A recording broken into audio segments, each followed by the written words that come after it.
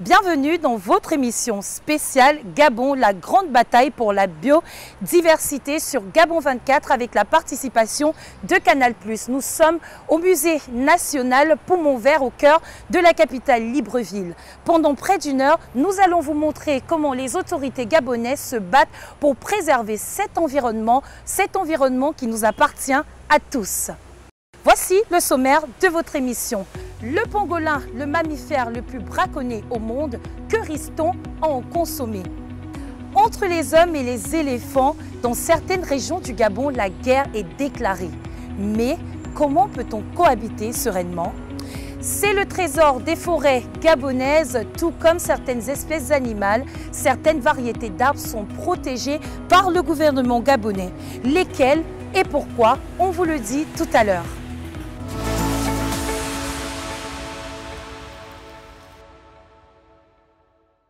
Mais d'abord un chiffre. 70 millions, c'est le nombre de fourmis et de termites consommés par un pangolin chaque année. Qu'est-ce qui arriverait si cette espèce viendrait à disparaître? Les réponses dans ce reportage. Au Gabon, depuis 2020, le pangolin est une espèce entièrement protégée. En détenir, en vendre ou en consommer, c'est interdit. Mais qu'en est-il vraiment? Est-ce possible d'en trouver quand même? Nous avons fait le test. Direction le marché d'Aoungou, notre journaliste souhaite acheter du pangolin. Je veux le pangolin. Les commerçants sont méfiants, mais après un peu de discussion, les langues se délient. Non, je voulais le pangolin, mais il n'y a plus. Il dit qu'il faut qu'on vienne tôt. Oui, 7 heures. 6 heures, on est déjà là. Okay. Les autres n'ont plus dormi. Seulement vers la nuit. Oui. Ah, vous venez de sur la route. On revient de Suzanne. Au bout d'un moment, on nous indique un autre marché où il serait possible, nous dit-on, d'acheter de la viande de brousse. Disparu, le comble du malheur qui la tortue, c'est qu'aujourd'hui, avoir une carapace. Sur la route déjà, nous rencontrons des vendeuses. À l'intérieur du panier, 2 pangolins sont à vendre.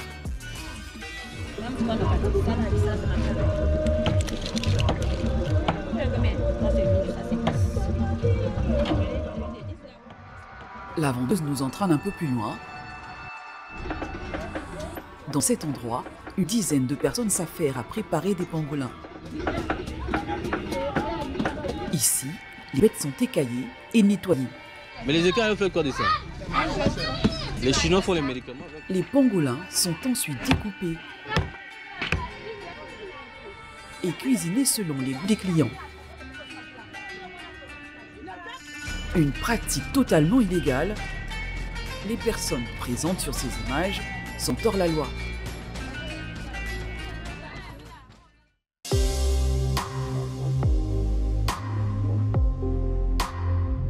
Christophe Roland Zinga Kumba est le conservateur du parc national de Ouaka. Sa mission est entre autres de coordonner les écogardes. Chaque année, il saisit des dizaines de kilos de pangolins, comme ici, dans la province de Langounié. Nous étions en fait en pose fixe, avec nos écogardes où nous avons eu à saisir en fait cette viande-là. Comme vous voyez là, il y a tout un ensemble de saisies. Et bien, toute la saisie a été détruite. Depuis 2020, la loi est claire, le pangolin est une espèce entièrement protégée. En détenir, c'est risquer la prison. Si on vous retrouve en train de manger ou en train d'attraper cette viande, vous avez cette viande en captivité, et ben, on va tout simplement vous mettre en prison. L'emprisonnement va de 3 à 6 mois associés à des amendes qui vont de 100 000 jusqu'à 10 millions.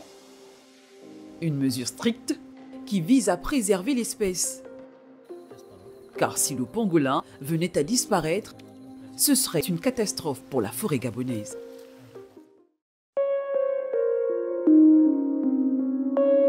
Nous sommes au laboratoire des génétiques de la faune de l'Agence nationale des parcs nationaux du Gabon. Carla Louise Moussé-Momboulou est biologiste et membre de l'Union internationale pour la conservation de la nature. Elle conserve des pangolins dans un congélateur pour les besoins de la recherche scientifique pouvant aider à la protection de l'espèce.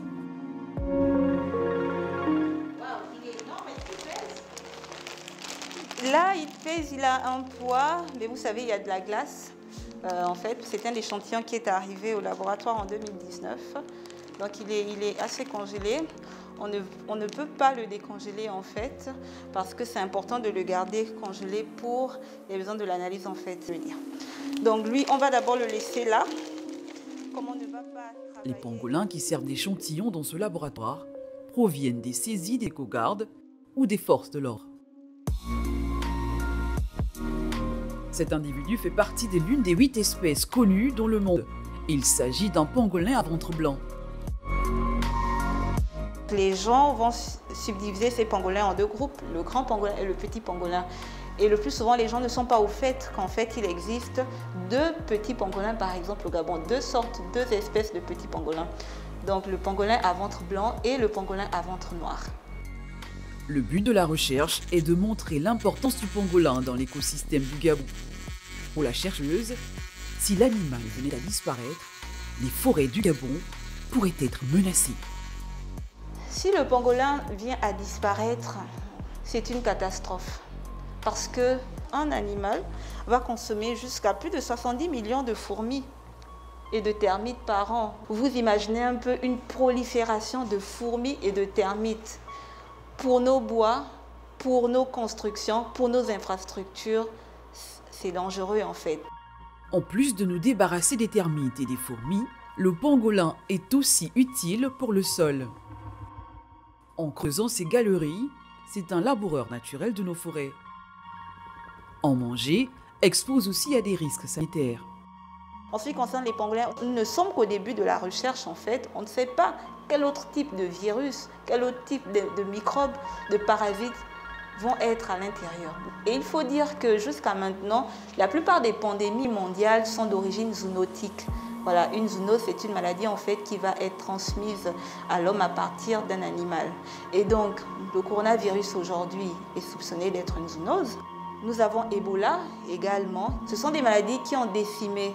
Donc on ne peut pas continuer avec le même comportement comme nos ancêtres l'ont fait, continuer à manger et puis après assumer les conséquences qui sont le plus souvent lourdes. Carla est certes biologiste, mais elle est devenue avec le temps un défenseur du pangolin. Elle se bat pour changer les habitudes des Gabonais. Je ne mange pas le pangolin. Je ne peux pas manger le pangolin. Il faut arrêter. Ces animaux sont en danger. Je vais vous dire quelque chose. Une maman pangolin va faire un seul petit par année. Vous vous rendez compte? Imaginez un peu si vous arrivez et vous ravagez dans une forêt 100 pangolins, c'est 100 petits qui ne naîtront pas. Et donc à chaque fois la ressource diminue, la ressource diminue, la ressource diminue. Et je suis sûre aujourd'hui, les gens à l'intérieur du pays, dans les régions rurales, sont tous assez d'accord qu'on ne rencontre plus les pangolins en forêt aujourd'hui comme on le faisait avant. Au dire de la biologiste, il est primordial pour chacun de changer ses habitudes alimentaires.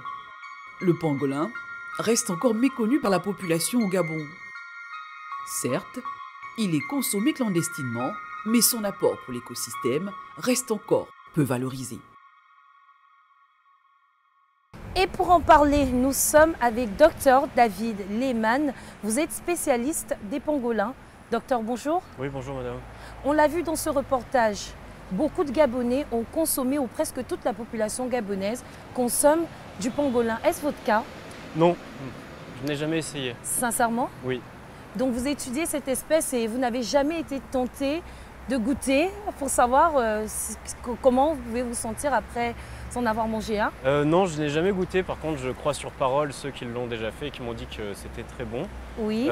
Maintenant, moi je suis chercheur en biologie et je suis spécialiste de la conservation. Donc je suis un peu inquiet quant à la viabilité de la population de cette espèce. Notre journaliste n'a pas eu de mal à se fournir dans le marché. D'ailleurs, c'est à peine caché. Pensez-vous qu'on puisse vraiment mettre fin à ce phénomène? Alors là, je ne peux vous dire. Je sais Ou de sa commercialisation. Bon, hein. il y a des lois qui ont été émises l'année dernière par le ministère des Eaux et Forêts qui portent interdiction à la consommation, la capture, la commercialisation de toutes les espèces de pangolins au Gabon, dont le pangolin géant. D'accord. Et donc ça, c'est déjà un pas en avant dans la protection de cette espèce. Les peines de prison, ça n'a pas marché. Vous êtes spécialiste de cette espèce assez rare qu'on ne retrouve, en tout cas dont la majeure partie de la population est au Gabon. Pensez-vous qu'au-delà de cela, on puisse faire autre chose? Bon, il y a toute une démarche de sensibilisation qu'il faut faire. Il faut expliquer aussi pourquoi cette espèce est très importante pour le maintien de la santé de la forêt gabonaise. C'est une espèce qui régule... et de l'écosystème en général. Et de l'écosystème, donc c'est une espèce qui régule les populations de termites et de fourmis par exemple, qui elles se nourrissent d'arbres et de feuilles. Et donc par exemple un pangolin géant, ça peut assimiler, enfin ça peut manger plusieurs centaines de milliers de termites par nuit, et donc plusieurs centaines de milliards de ces termites-là par an. Et donc on voit bien qu'il y a un gros phénomène de régulation de ces populations d'insectes qui, elles, si elles ne sont pas régulées, vont vraiment manger tous les arbres et toutes les feuilles. Vous avez parlé de sensibilisation. Est-ce que vous pensez qu'en effet cette sensibilisation réduit cette perception que les Africains ou les Gabonais ont en général sur la consommation de cette espèce? Est-ce que vous pensez que la sensibilisation est efficace, le message passe réellement? Alors ça, je ne suis peut-être pas très bien placé pour en parler, parce que moi je suis vraiment un chercheur écologue, donc qui passe beaucoup de temps en forêt. Donc j'ai beaucoup d'étudiants aussi gabonais de l'USTM, du CNRS, enfin de l'Agence nationale des parcs nationaux. Et donc on travaille ensemble. Donc je vois qu'il y a quand même un changement de perception de ces étudiants-là lorsqu'ils passent pas mal de temps en forêt, qu'ils sont en contact avec ces espèces et qu'ils comprennent les enjeux qu'on a pour l'écosystème en général de la conservation. Maintenant, la sensibilisation, c'est très important, surtout au niveau d'expliquer en fait pourquoi il est important de préserver cette espèce, et aussi au niveau de tout ce qui est santé publique, puisque le pangolin géant et le pangolin en général est pensé ou est considéré comme étant une des sources possibles de l'épidémie, de la pandémie que nous subissons tous en ce moment. Pourquoi est-il important de protéger cette espèce? Alors il y a plusieurs paramètres. Enfin, il y a déjà c'est une espèce très emblématique qui est très vieille dans le chemin de l'évolution. Et elle a une importance cruciale dans le maintien de l'écosystème, donc dans la santé des forêts tropicales.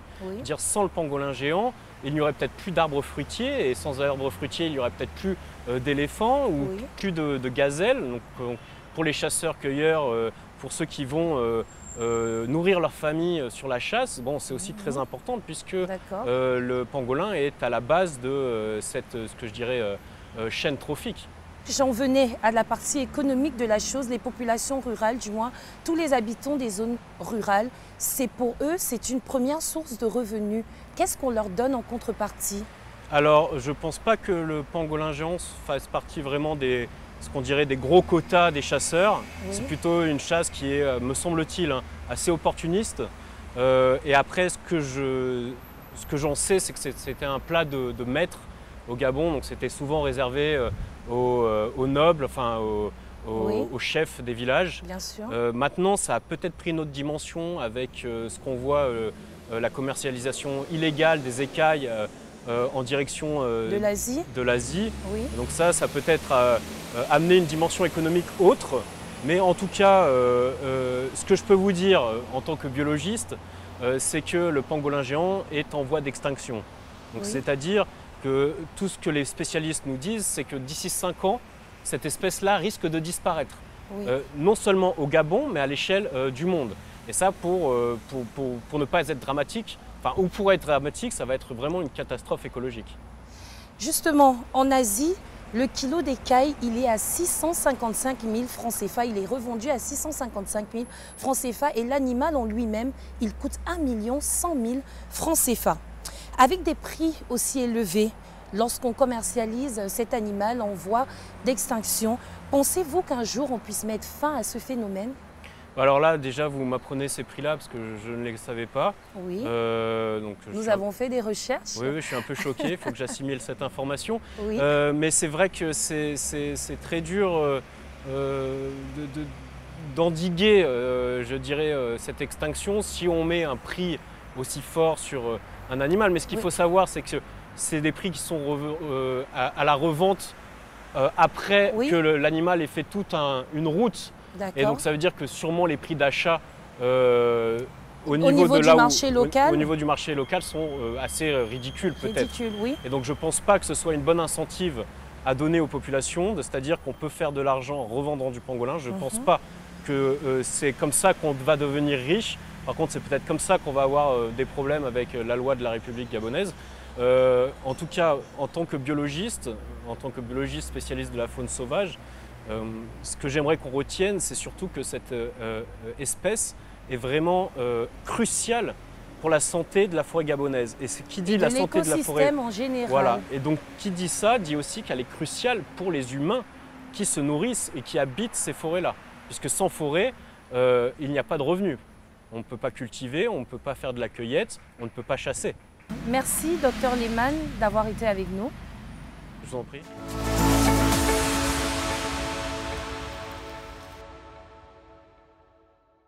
On passe maintenant à un autre animal plus gros. Celui-là, c'est l'éléphant.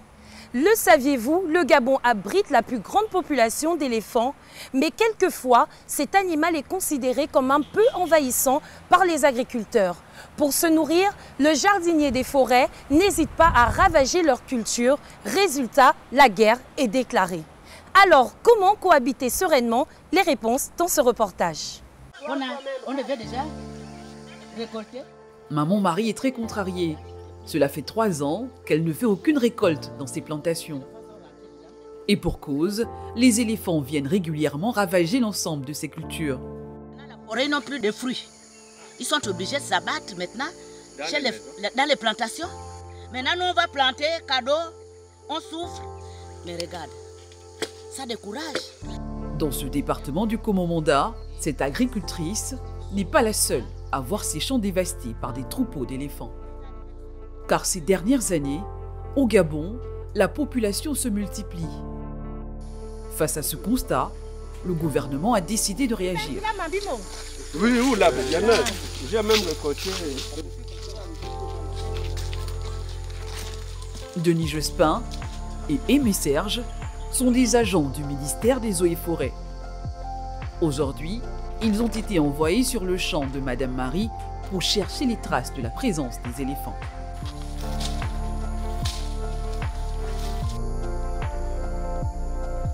Au bout de quelques minutes, déjà, les premiers indices apparaissent.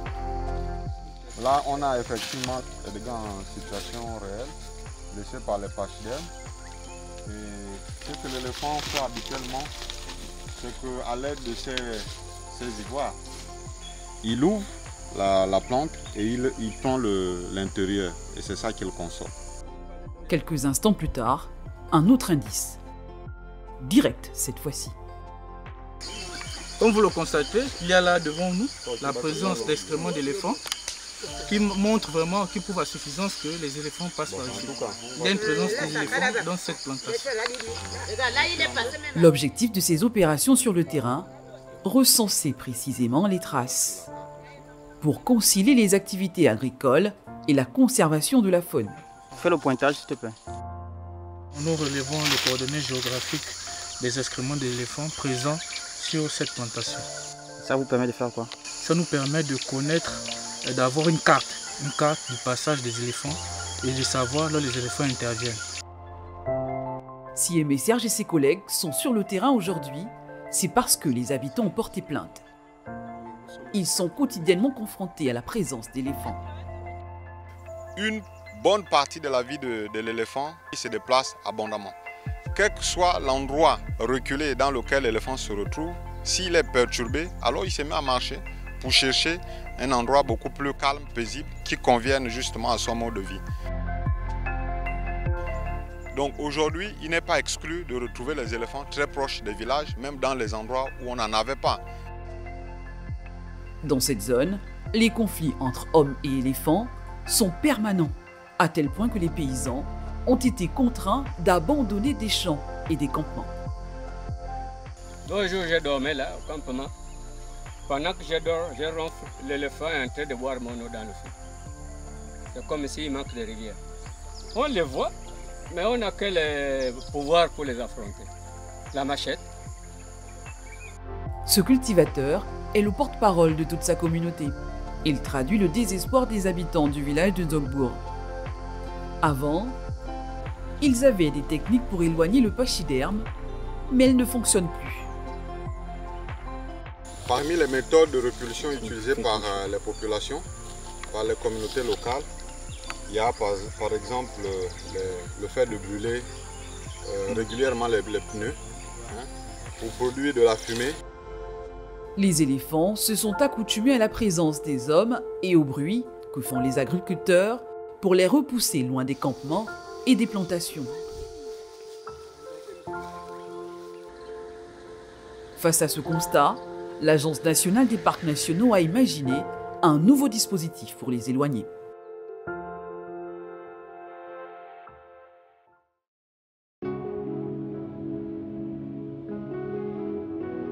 Paga, au sud-ouest du pays. Ici, la situation est bien différente. Les éléphants ne s'aventurent plus dans les champs. Ici, on avait déjà planté, ça fait au moins 2 ans. Et après, nous avons déraciné plus que sur le manioc de 6 mois. Donc là, nous sommes encore en train de... Il faut encore retravailler et puis replanter. C'est sur ce que nous... Oui, oui, ça donne bien. Pour éloigner les pachydermes, les exploitants ont bénéficié d'une innovation. Inspirées du modèle kényan, ces barrières électriques, installées depuis 2016, sont censées les empêcher de pénétrer dans les champs. Voilà, nous sommes à 5500. Donc quand on débrousse, que tout ça là c'est bien propre derrière, ici nous sommes à 7800. 7800, c'est-à-dire même un oiseau, s'il vient se percher sur l'antenne, ça le but. Si l'éléphant touche l'un de ces fils, il va recevoir une forte décharge électrique. Mais il y a une condition, il faut que l'installation soit parfaitement entretenue. Vous pouvez le soulever, pour le déplacer, vous voyez qu'il est cassé. Alors 2 fois par mois, Emanish Ngoma fait le tour de la propriété pour s'assurer que tout soit en ordre. Quand on a 2 bois sur la barrière, l'intensité du courant baisse et puis à partir de là, même toi l'homme, vous pouvez attraper, ça n'a plus assez de masse. Ah donc il suffit qu'un bois tombe. Oui, oui, et puis c'est fini, on a tout perdu. Pour entretenir la barrière, les habitants se cotisent chaque mois. Mais les villageois n'ont pas payé pour l'installation. C'est l'ANPN qui a pris en charge tous les frais. L'agence a dépensé 1 million de francs CFA pour chaque kilomètre d'une barrière. Le prix à payer pour que l'homme et l'éléphant puissent enfin vivre en harmonie. Juste après la pause, on continue de parler du conflit homme-éléphant. À tout de suite.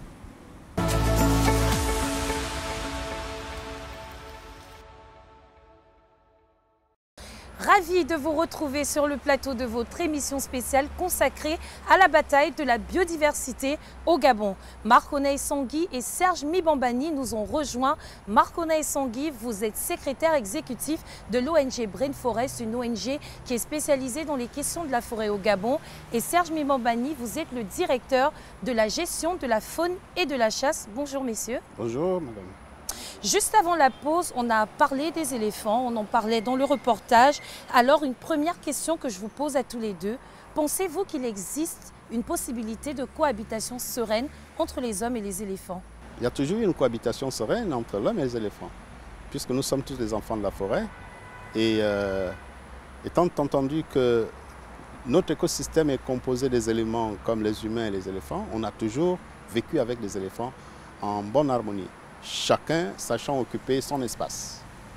Et vous, Serge Mibambani, qu'en pensez-vous? Est-ce qu'il est possible qu'il y ait une cohabitation sereine entre l'homme et l'éléphant?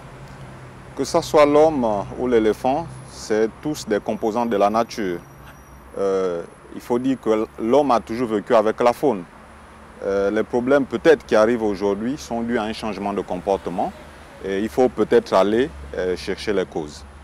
Ce n'est pas l'avis de beaucoup d'agriculteurs. Certains ont parfois l'impression d'être sacrifiés au nom de la protection des éléphants.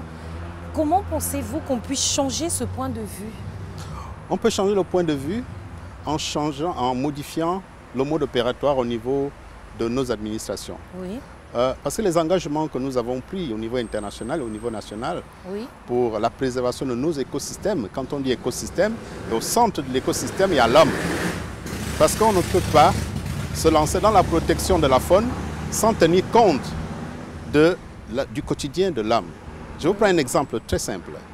Quand l'éléphant vient dévaster une plantation qui constitue un élément de survie pour l'auteur, celui qui a réalisé la plantation, comment peut-on mesurer la réaction de l'administration pour venir en aide à cette personne qui a tout perdu? Mais en attendant les réactions de l'administration, ces gens se retrouvent avec leur culture ravagée. Et voilà, ils se retrouvent avec leur culture ravagée. Ça veut tout simplement dire qu'il devrait y avoir des mécanismes au niveau du ministère des Eaux et Forêts pour intervenir de manière spontanée en termes de compensation, en termes de soulagement, en termes même de prise en charge psychologique de la personne, pour que cette personne ne se sente pas abandonnée. Or, ce qu'on constate, et c'est notre constat, nous sommes ONG, un éléphant tué, ben, c'est tout le monde qui bouge. On arrive même à condamner la personne qui a osé tuer l'éléphant. Mais quand un éléphant a dévasté, il n'y a pas cette promptitude pour venir en aide à la personne. Que répondez-vous à cela, vous qui représentez un peu la direction, du moins vous êtes le directeur de la gestion de la faune et de la chasse? Lorsqu'on a des cas de dévastation de culture, la première chose à faire, c'est aller mener des constats. Oui. Et les constats sont retournés justement à la hiérarchie qui prend en compte. Je suis agricultrice, mon champ a été dévasté, ma seule source de revenus. À qui je m'adresse? Qu'est-ce que je fais?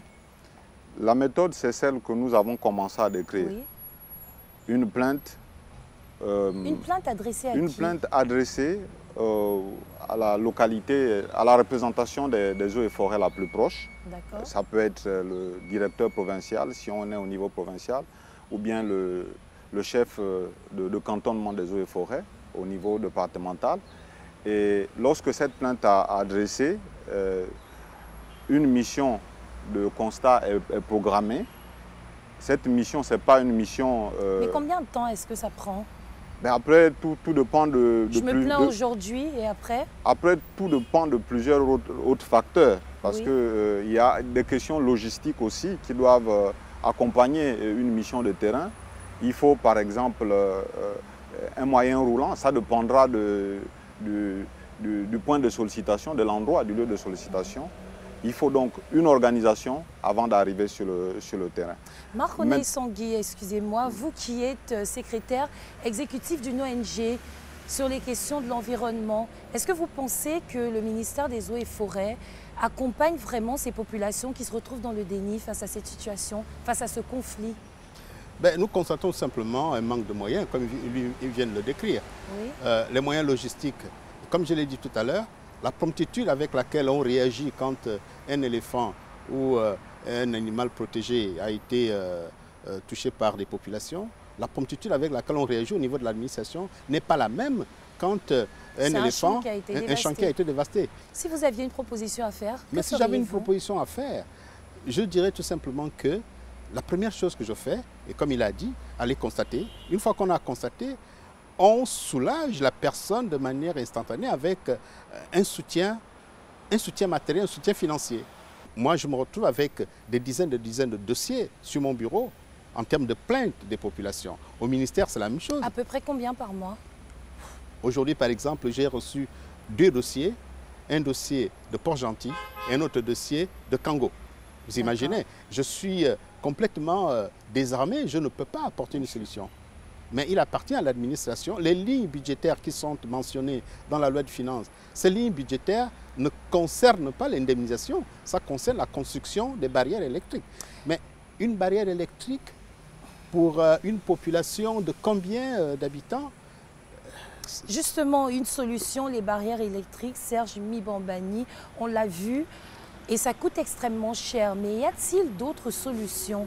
Alors, peut-être commencer par faire un peu les statistiques en termes des dossiers, parce que l'administration des eaux et forêts, justement, reçoit plusieurs plaintes.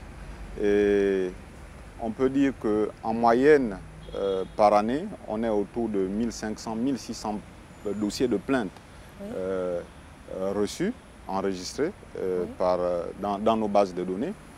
Et entre 2015 et 2016, aujourd'hui, lorsqu'on essaie de cumuler, nous sommes pratiquement à près de 12 000 Et sur les 12 000 plaintes, vous en avez résolu combien? Combien d'indemnisations? On a eu en 2016-2017 une intervention du président de la République qui a mis à disposition, on va dire, un fonds qui a permis d'indemniser près de 800 personnes seulement. Vous qui recevez ces plaintes, Marc Onaé Sangui, on a des chiffres, 12 000 plaintes, 800 indemnisés. Qu'est-ce que ça suscite en vous? Alors, je voudrais d'abord réagir par rapport à ces informations que le directeur nous donne. C'est-à-dire un fonds spécial du chef de l'État, c'est un fonds politique. 2016, c'était les élections présidentielles. Donc, on fait un geste pour des élections présidentielles. Alors, un pays ne peut pas fonctionner avec des dons, avec des actions ponctuelles. Une ligne budgétaire, comme il le dit si bien, qui est sollicitée, qui est demandée depuis des années, qui n'intervient pas. Mais vous avez une ligne budgétaire d'1 milliard pour la construction des barrières électriques. Entre construire une barrière électrique qui fait 1 km à 12 millions et peut-être mettre à la disposition ce fonds pour commencer, je dis bien pour commencer à intervenir auprès de ces populations. Après, on poursuit la recherche de financement pour... vous avez la parole, allez-y. C'est vrai, les clôtures électriques coûtent cher, mais de ce qui a été proposé et testé jusqu'à présent, c'est les clôtures électriques qui ont un effet de répulsion réel. Parce que la clôture électrique, c'est une clôture autour des cultures et lorsque les pachydermes arrivent, ils sont repoussés par une décharge électrique. Et ça fonctionne très bien.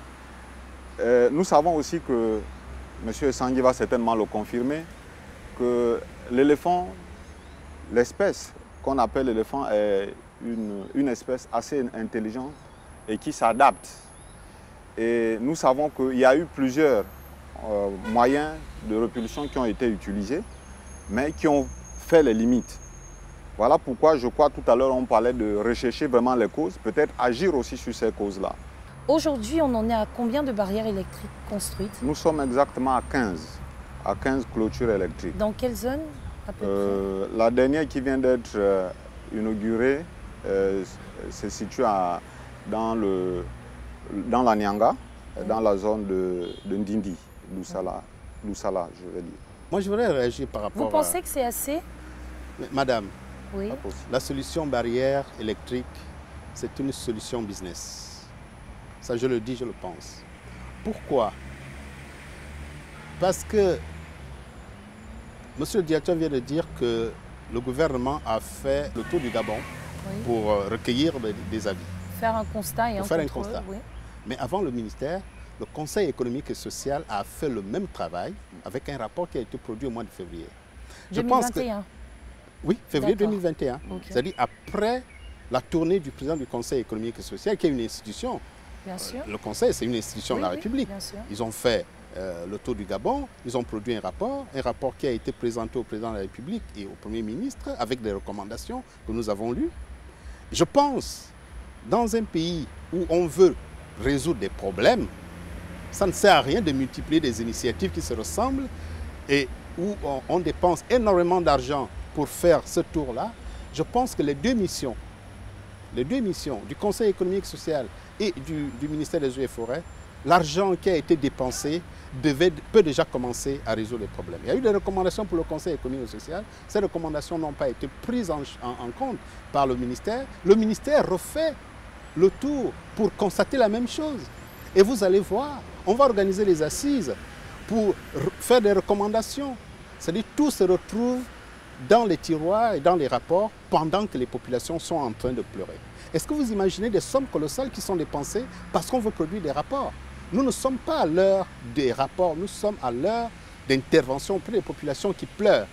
Donc pour vous, imaginez c'est beaucoup plus de parlotte que d'actes. Vous savez, pour mieux noyer un problème, il faut créer une commission, il faut écrire un rapport, on met des recommandations qui ne sont jamais appliquées. Et on recommence avec la même méthode.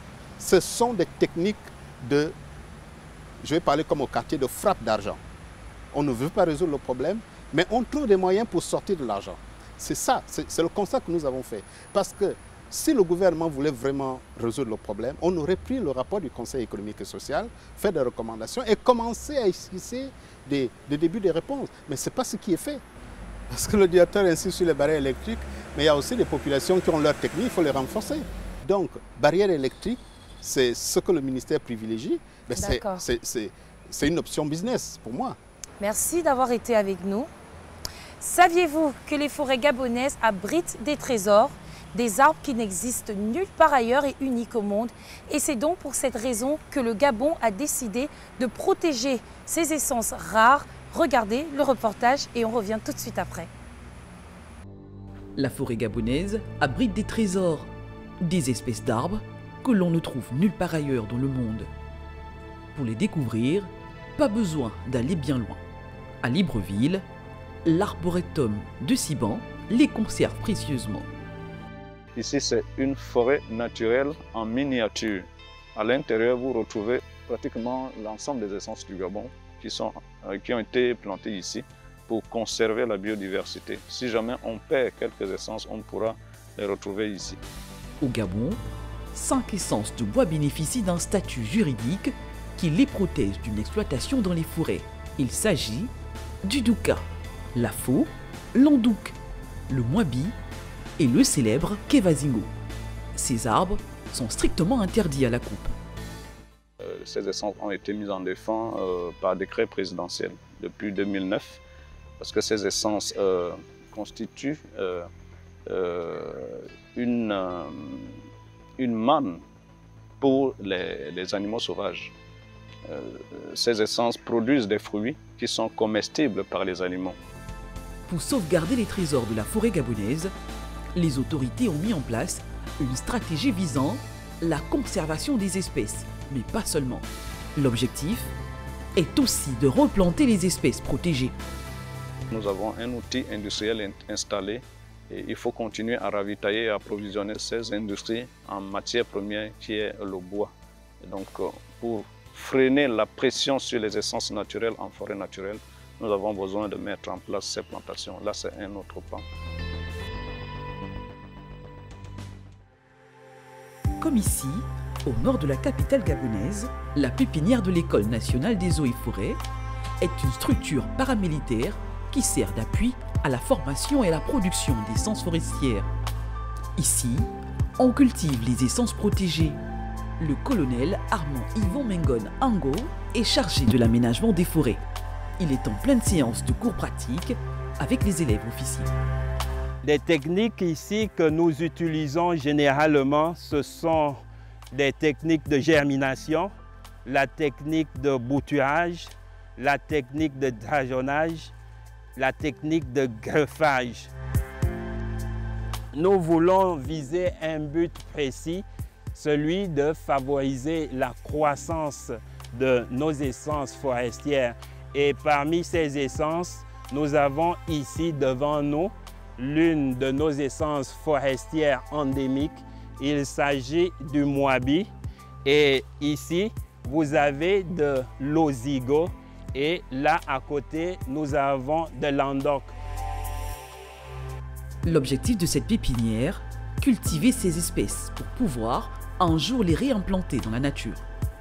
Ce sont des essences qui font actuellement l'objet de protection parce que ce sont des essences qui sont en faible densité dans nos forêts à cause de leur usage multiple. Ces essences de bois interdites à la coupe ont un déficit de régénération en forêt. Nous enregistrons une faible densité de ces essences. Donc nous pensons que produire ces essences en pépinière nous permet de diversifier la forêt parce que la diversification de la forêt permet à la forêt d'avoir une biodiversité. Et la biodiversité donne une certaine résilience à la forêt. Une résilience très importante pour le Gabon, mais pas seulement. La forêt gabonaise fait partie du bassin du Congo, deuxième plus grande forêt tropicale humide au monde. Ces grands arbres participent à la séquestration du dioxyde de carbone, un gaz à effet de serre. Au Gabon, par exemple, le pays émet 35 millions de tonnes de CO2 par an, mais en séquestre 3 fois plus, l'équivalent de 105 millions de tonnes de carbone par an. Pour parler des forêts gabonaises, nous sommes avec Edwige Eyan-Efa et Sosten Guéma. Edwige Eyan-Efa, vous êtes membre du FSC, Chambre environnementale, et Sosten Guéma, vous êtes détenteur d'un cabinet d'études d'impact environnemental. Bonjour. Bonjour. Je vais vous poser une question à tous les deux. Est-ce qu'on peut couper des arbres tout en protégeant la planète, Madame Edwige? Est-ce qu'on peut couper des arbres? Tout en protégeant la planète. Alors, ou tout en respectant la planète. Oui. Déjà, c'est une ressource renouvelable. Oui. Il faut le comprendre. Les arbres, quand on les coupe, ils repoussent. On peut couper les arbres tout en respectant la planète. Ça dépend de la façon de les couper. Ça dépend de là où on se trouve. Quand on est au Gabon, il y a des zones où on a besoin de couper pour que la végétation se renouvelle. Les arbres sont comme les êtres humains, ils grandissent, ils vieillissent et ils meurent. À quelle fréquence? Si on coupe un arbre aujourd'hui, il lui faut combien de temps pour se régénérer? Ben parfois, c'est, vous savez, sous le sous-bois, en forêt, il y a des graines qui sommeillent. L'arbre ou les plantes ont besoin d'avoir de la lumière et d'avoir de l'eau pour repousser. Parfois, c'est au bout de 6 mois, quand vous repassez sur une zone où on a coupé, vous avez déjà cette première végétation qu'on appelle végétation de zone anthropisée ou alors de cette petite pousse-là qui régénère, qui commence à pousser. Mais c'est vrai que pour avoir un okoumé qu'on peut couper, il faut du temps. Il faudra des dizaines d'années, voire même une cinquantaine d'années pour qu'un okoumé commence à atteindre un diamètre d'exploitabilité. C'est quand même assez long. Sosten Guéma, est-ce qu'on peut couper des arbres tout en respectant la planète? Eh bien, évidemment que oui. En complément de ce que Madame Edwige venait de vous dire, il faut partir du principe qu'on n'aurait pas coupé les arbres. Peut-être que la forêt aurait envahi la planète entière, n'est-ce pas? Et qu'il n'est pas interdit de couper les arbres, surtout pour des raisons de développement. Ce qui est interdit, c'est de couper de manière anarchique. Il faut des méthodes de coupe. Comment couper pour que ça puisse se régénérer, comme elle le disait. Et justement, quelles sont ces méthodes? Alors, les méthodes, ça dépend de quelle est l'activité qui est menée, parce que là, on parle de la forêt. Les gens ont tendance à croire que quand on parle de protéger la forêt, il faut beaucoup plus orienter sur des sociétés, dans les sociétés forestières. Je dis non, parce que c'est tous les secteurs d'activité qui agressent la forêt. Le massif forestier est agressé par plusieurs secteurs d'activité. Aujourd'hui, les gens parlent beaucoup plus de l'exploitation forestière. Oui. Mais moi, je vous dirais qu'allez voir l'exploitation minière. Qu'est-ce que ça peut causer comme dégâts lorsque on est dans une forêt? Le minier va présenter à la direction générale de l'environnement, selon aux services compétents, des méthodes qu'il utilise pour préserver, pour faire des coupes respectueuses de la forêt. Et c'est à la direction générale de l'environnement, donc aux spécialistes, d'apprécier ce qu'ils proposent comme méthode opérationnelle dans la préservation de la forêt. Edwige Eyan-Efa, une des méthodes qui est souvent avancée, c'est la labellisation des forêts par le FSC. C'est quoi le FSC? Alors, le FSC en réalité est une ONG internationale composée de membres. Aujourd'hui, le FSC a près de 1200 membres répartis sur toute l'étendue du monde. Dans tous les pays du monde, vous avez des membres FSC, presque tous. C'est quoi la différence entre un bois FSC et un bois qui n'est pas FSC? Alors, un bois qui est FSC, c'est un bois qui respecte, qu'on a coupé et qui respecte les 10 principes du FSC. Alors, un bois FSC, c'est un bois où celui qui coupe ce bois-là respecte les communautés qui sont autour, leur payent leur redevance, respectent le paiement de redevance. Y a-t-il des contrôles? Il y a des contrôles justement des auditeurs des cabinets qui viennent auditer, qui viennent contrôler. Vous savez, ils vont à la CNSS pour être sûrs qu'on respecte le paiement des cotisations des employés. Ils ne vont pas s'arrêter à l'entreprise qui va leur dire « ouais, je paye les cotisations ». Non, ils vont à la CNSS être sûrs. Avons-nous le droit de couper tous les arbres? C'est du prélèvement sélectif qui est fait dans le cadre des entreprises certifiées, mais c'est d'abord comment dire ça, une note de la loi. C'est déjà dans la loi gabonaise qu'on fait du prélèvement sélectif. Vous devez couper 1,5 arbre à l'hectare. 1,5 arbre. Donc sur 10 000 mètres carrés, vous ne pouvez prendre qu'1,5 arbre. Pas plus. Ça permet aux autres arbres qui sont là, et comment on appelle ça, les rotations, c'est tous les 25 ans. Ça, c'est dans la loi. Vous devez respecter la réglementation en ne revenant dans cette assiette annuelle de coupe que 25 ans plus tard. Vous laissez le temps aux arbres qui étaient déjà moyens de grandir et de pouvoir être exploités. Alors, Sosten Gema, vous qui êtes détenteur d'un cabinet d'impact environnemental, que pensez-vous du FSC? Alors, je serais très mal placé de faire un jugement des FSC spécifiquement, mais Pourquoi? je pense que d'une manière générale, tous ces organismes certificateurs sont très importants dans la préservation de nos forêts. Parce qu'à partir du moment où ils exigent, ils ont comme pour premier principe le respect de la loi locale, donc la réglementation locale, ça permet donc d'accompagner certains opérateurs au respect de nos lois. Est-ce que c'est à une ONG de faire respecter la loi du Gabon? C'est quand même hallucinant. Là vient la question que moi, en tant que spécialiste en environnement, je me suis posée quand en 2018, j'écoute la déclaration du président de la République de passer à l'obligation de certification FSC pour toutes les sociétés qui travaillent dans le secteur bois. Et moi, je tombe des nuits parce que n'oublions pas que ces certifications, sinon ces organismes qui ont des normes, c'est des démarches volontaires.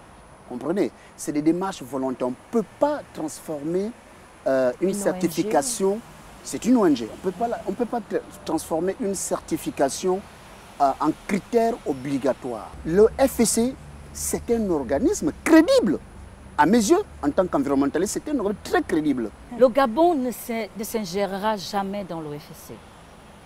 Malgré le partenariat qui est tissé entre l'État gabonais et le FSC, le fonctionnement interne du FSC et de comment arriver à la certification ne changera pas parce que le Gabon a décidé de choisir le label FSC comme étant le label qu'ils veulent avoir pour réguler cette exploitation. Oui. Parce que c'est un système qui ne dépend pas des membres FSC Gabon, qui ne dépend pas du bureau sous-régional Bassin du Congo installé au Gabon.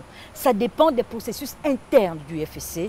Et si en interne au FSC, on décide, comme on l'a fait à l'AG, que voilà les nouveaux processus qu'on doit mettre en place, même si le Gabon n'est pas d'accord avec ces processus, mais ça reste les processus du FSC. Si vous voulez aller au FSC, si les exploitants veulent aller au FSC, ils vont respecter ces processus qui sont des processus internes au FSC qu'ils ont choisi d'avoir comme label.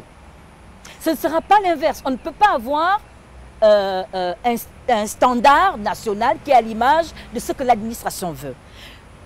Si l'administration décide aujourd'hui de mettre en place un standard national, il ne sera pas un standard national FSC. Pourquoi? Parce que pour mettre en place un standard, il y a un processus interne au FSC qui est déclenché en interne. Il y a un organisme des normes en interne au FSC qui dit qu'il faut qu'on mette en place une norme.